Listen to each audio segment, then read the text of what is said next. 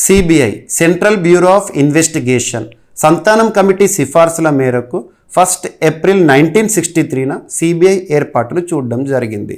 మరి సిబిఐ చట్టబద్ధ సంస్థ కాదు. మరి సిబిఐకి అధికారాలు ఇచ్చే చట్టం Delhi special police establishment act 1946. CBI పనిచేసే శాఖ department of personal and training. ప్రస్తుతం భారతదేశంలో సిబిఐ డైరెక్టర్గా ప్రవీణ్ సూద్ గారు, కర్ణాటక క్యాడర్ ఐపీఎస్ అధికారి గారు బాధ్యతలు నిర్వర్తిస్తున్నారు.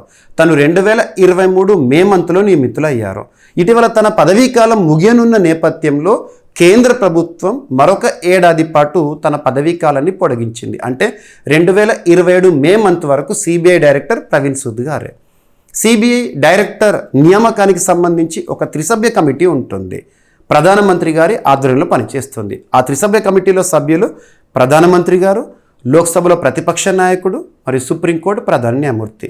వీరు సిబిఐ డైరెక్టర్ పేరును సిఫార్సు చేయడం జరుగుతుంది. ఈ సిఫార్సు మేరకు అపాయింట్మెంట్స్ కమిటీ ఆఫ్ క్యాబినెట్ కీలక నిర్ణయం తీసుకుంటుంది.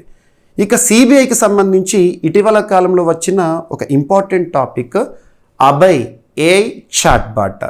సిబిఐ రిలేటెడ్ డిజిటల్ అరెస్ట్లు ఏవైతే ఉంటాయో వాటి అడ్డుకట్ట వేయడానికి అభయ్ ఏఐ చాట్బాట్ని సిబిఐ ఏప్రిల్ 2026లో ప్రారంభించడం జరిగింది. ఈ వీడియో కనుక నచ్చితే లైక్ చేయండి, మీ ఫ్రెండ్స్ అందరికీ వీడియో లింక్ని షేర్ చేయండి, మన ఛానల్ని సబ్స్క్రైబ్ చేయండి. Thank you.